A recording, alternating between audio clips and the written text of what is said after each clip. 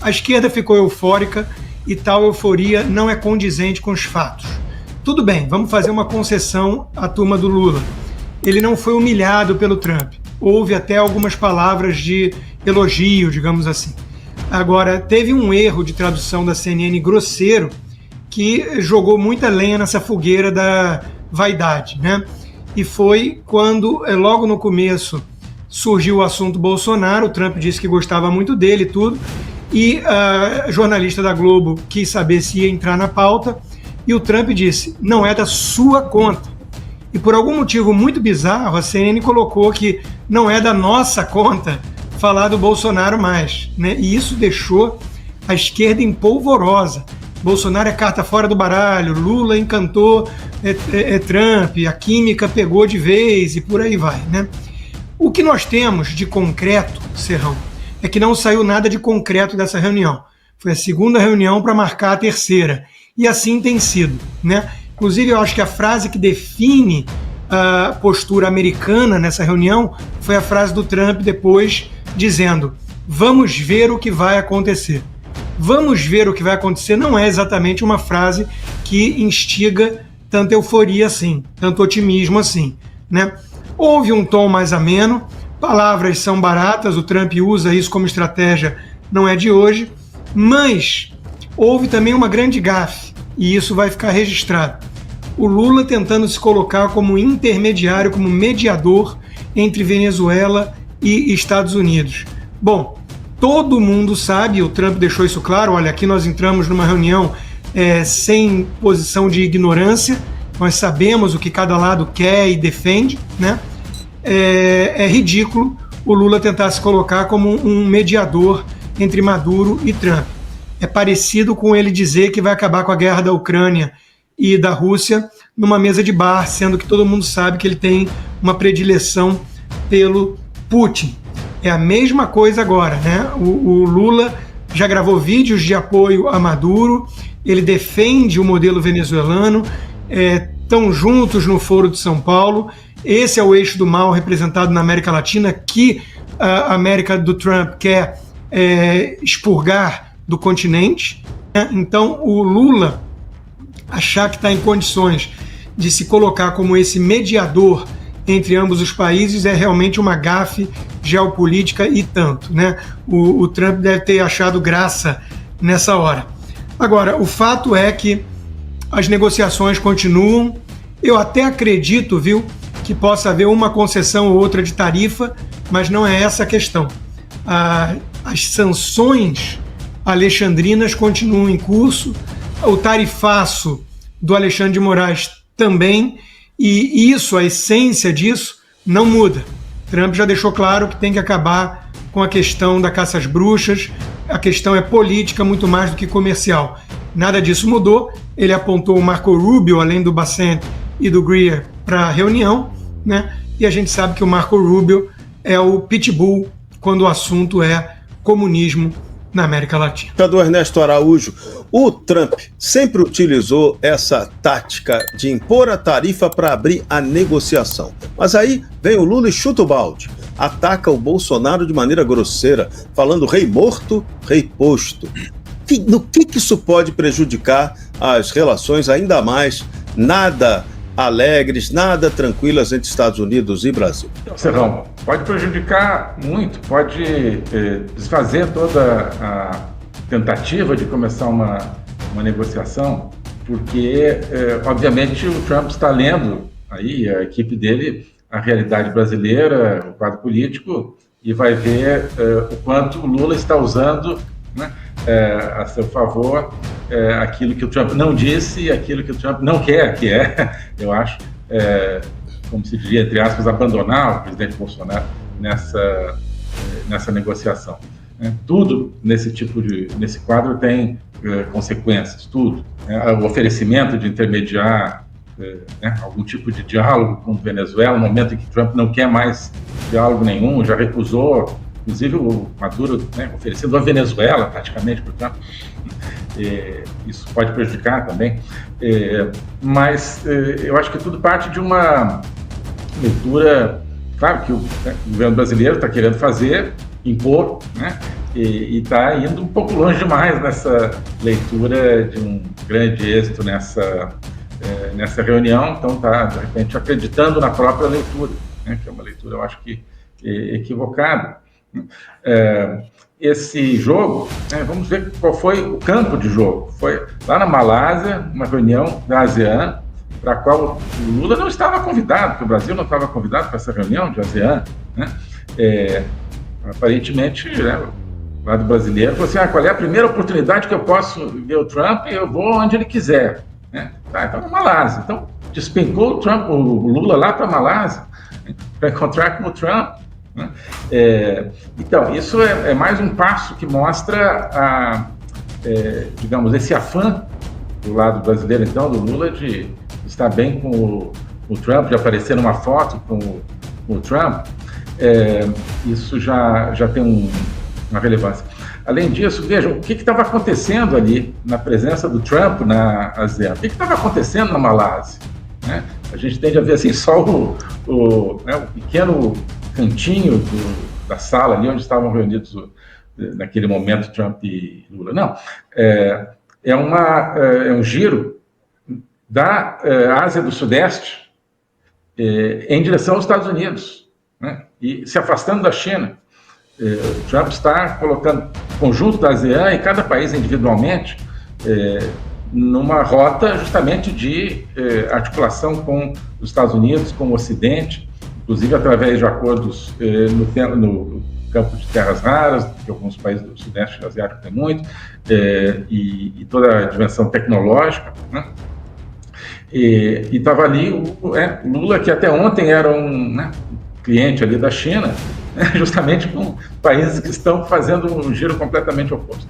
Além disso, o quadro latino-americano, que você já mencionou, por coincidência, no mesmo dia, né, uma estrondosa vitória do Milei, em grande parte graças a um apoio muito explícito do Trump.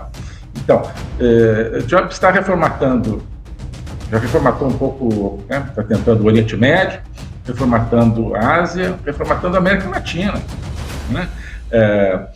De diferentes maneiras.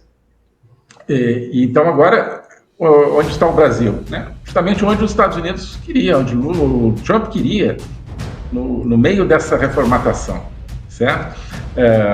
Onde você teve, então, vitória do Milei, recentemente vitória de candidato pró-americano, digamos, na Bolívia, perspectiva de um candidato pró-americano, pró-ocidental, né?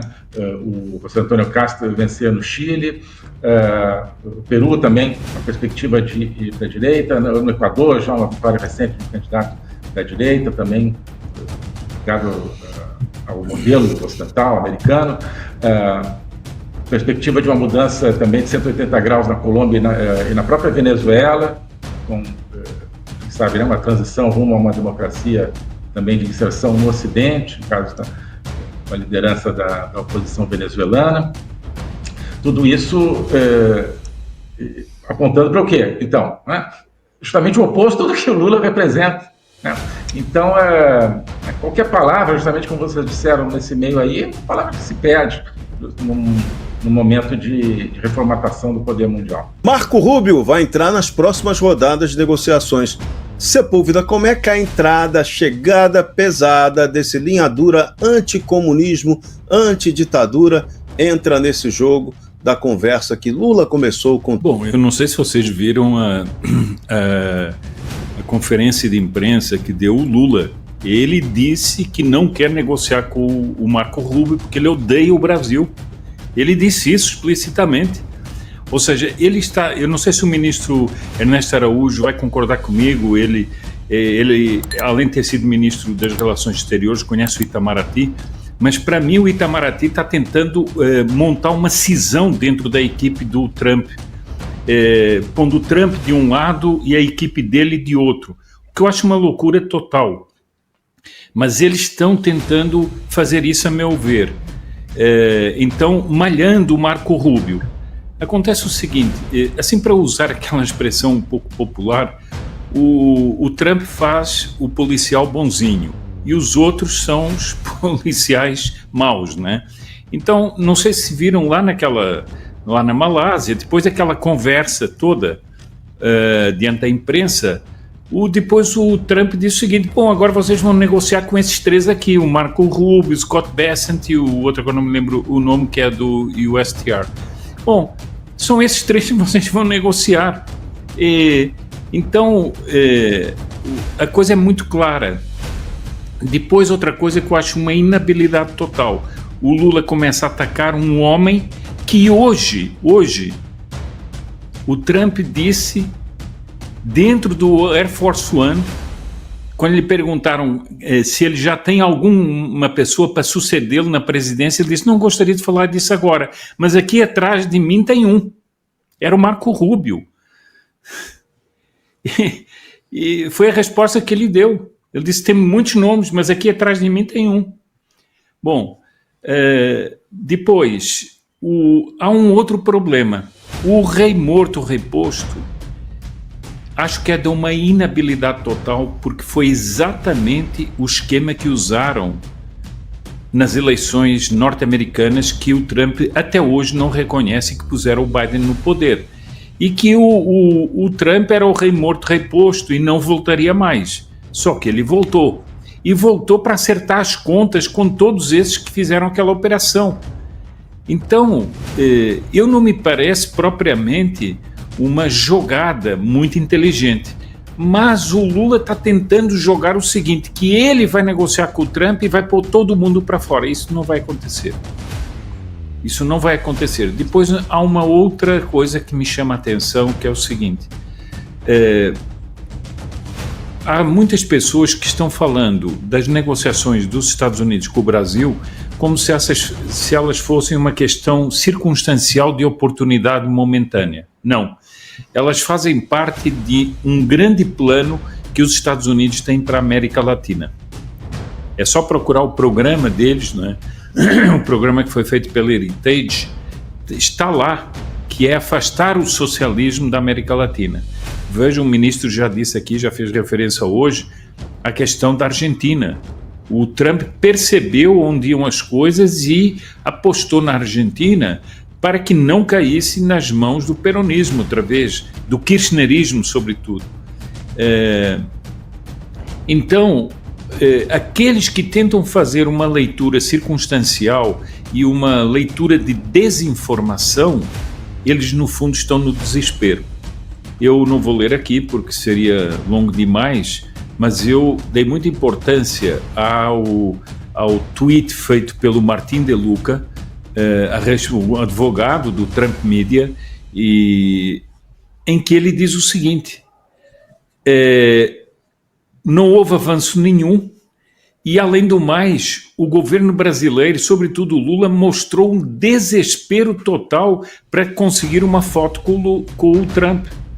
Porque ele foi para o outro canto do mundo, numa reunião que ele não tinha nada a ver, e foi lá tentar esse encontro. Então ele estava desesperado para conseguir isso.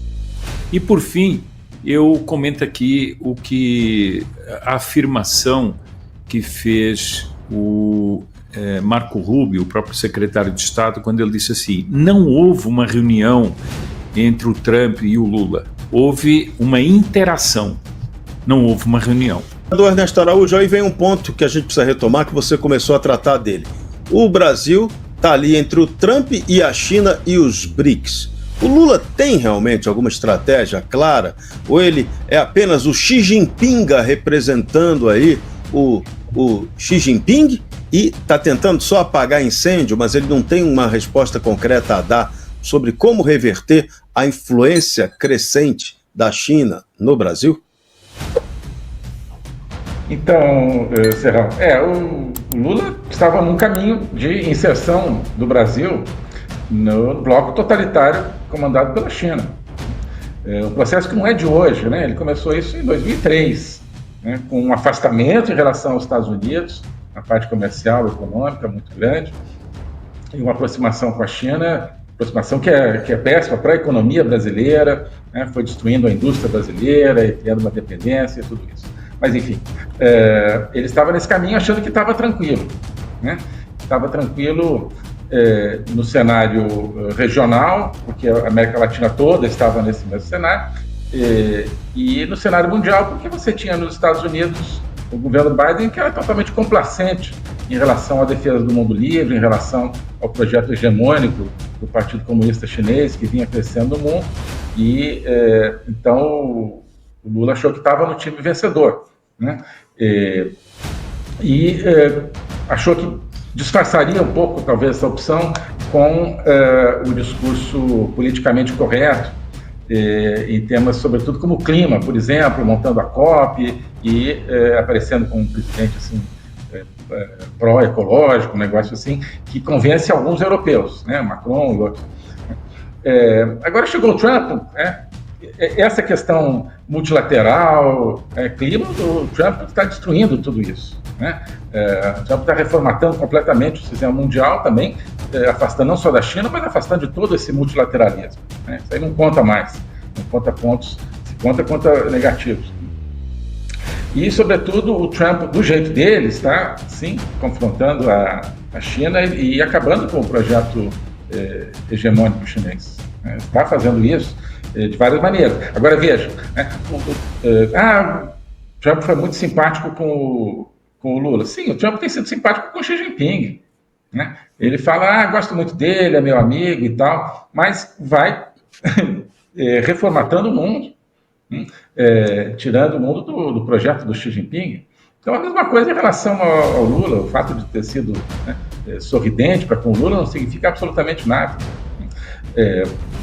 Então, Lula foi pego aí no contrapé, né, no contrapé da história, né, uma aposta, né, no mundo pós-americano, no mundo totalitário, né, no mundo com lugar para ditaduras, com lugar para regimes fechados de diferentes maneiras, alguns com cara de democracia, outros não, né, mas o mundo onde Lula estava muito confortável.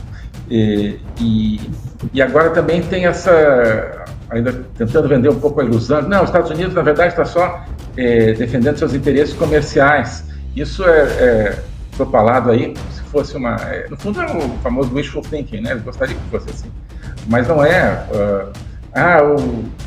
O Trump quer apenas, né, a questão da balança comercial, não é esse o tema, nem com o Brasil, nem com ninguém. Existe o tema da balança comercial, né? Existe o tema econômico em geral, que o Trump está reconduzindo, mas de uma maneira estratégica. Então, pela primeira vez, você tem pela primeira vez em muito tempo, você tem uma situação onde os Estados Unidos têm uma estratégia. Antes você tinha só a China e os totalitários como estratégia. Os Estados Unidos têm uma estratégia, né, que implica, então, ações na América Latina, na Ásia, na Europa, em toda parte, no tema econômico, no tema militar, no tema tecnológico, e tudo isso de maneira concatenada. E Lula está completamente perdido nisso, completamente perdido, não sabe onde vai se encaixar agora. Então ele está tentando, chegou muito tarde nesse mundo livre, que é onde o Brasil deveria pertencer, mas por diferentes razões tem sido afastado dele. Mas agora o Lula chega, né, nessa reconstrução muito tarde. Ele vai tentar negociar um lugarzinho para ele aí nesse mundo que o Trump está formatando, né? Mas Trump obviamente sabe quem é quem. Ele não quer confrontar, digamos, de maneira explícita, nem o Xi Jinping, nem o Lula, nem o Putin, como a gente sabe, mas vai direcionando todos esses para onde ele quer.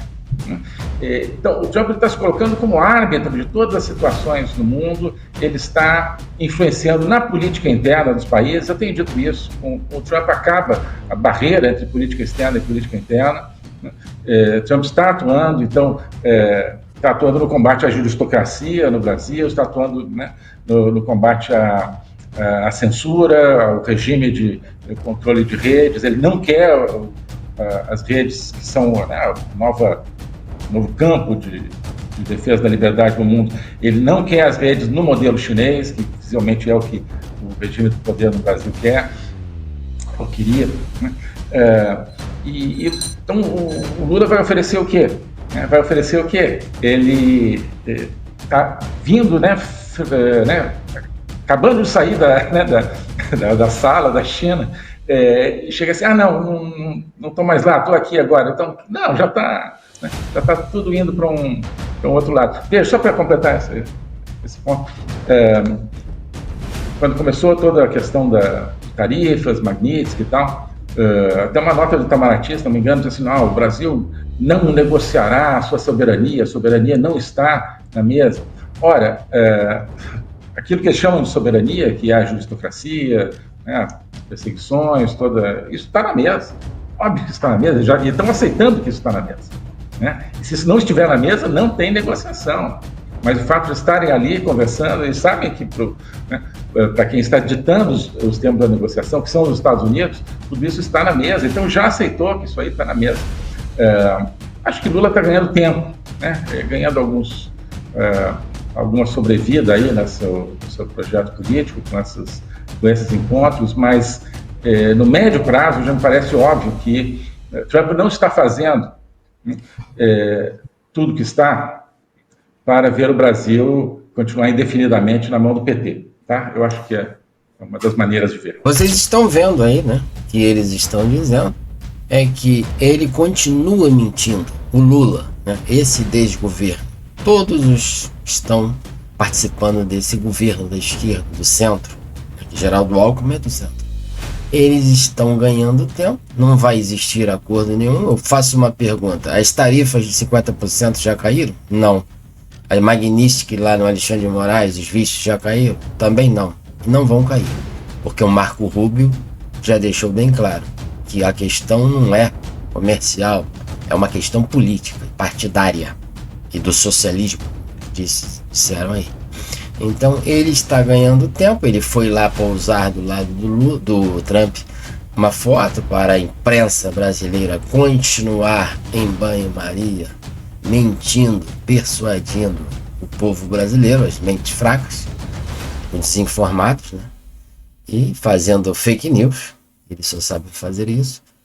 E continuam enganando o povo brasileiro, que não tem acordo nenhum. E quem sofre é o comércio, quem sofre são as empresas, são o agronegócio, com déficit por causa desses 50%. Está aí, por causa que o Bolsonaro está calado, preso em casa, domiciliarmente. E o 8 de janeiro, aquelas pessoas inocentes estão presas até agora. E ninguém foi solto até agora, porque não foi passado ainda a lei da anistia geral ampla e restrita. Então, é isso que o Lula está fazendo. Foi um encontro esquisito lá na Malásia, que não tinha nada a ver. Eles já arrumaram ali uma reunião, que não foi um acordo, mas foi um arranjo que aconteceu ali. E o Trump, como um bom moço, como ele bem disse, ele faz o papel de um bom negociante, um homem bom, não é um carrasco, nem um ditador. Os ditadores são esses que estão aqui no Brasil e na América Latina. E joga a culpa para em cima dos seus secretários. O Marco Rubio, que é um pitbull, que disse aí, e é verdade. Esse é o jogo do Trump. E o acordo não foi feito. Na verdade, foi um desacordo. Não teve progresso nenhum e nem vai ter. Mas a mídia fica enrolando o povo brasileiro, que a mídia tem que dar uma resposta para a sociedade continuar dormindo. Então é isso que nós estamos vendo. Foi tudo fachada. Esse Lula não quer soltar o Bolsonaro, não quer que o Bolsonaro concorra em 2026 e não quer soltar os inocentes. E aí isso fica bem claro para os Estados Unidos e não vai existir acordo. E o plano dos Estados Unidos para a América Latina é retirar o socialismo de toda ela. Então já começaram com Maduro, daqui a pouco é Petro na Colômbia e daqui a pouco chega no Brasil. É isso que nós estamos vendo. Alexandre da Medicine News, nós já chegarmos a 50 mil inscritos, compartilhando esse vídeo nas redes sociais para um amigo até mesmo inimigo. E não se esqueça de se inscrever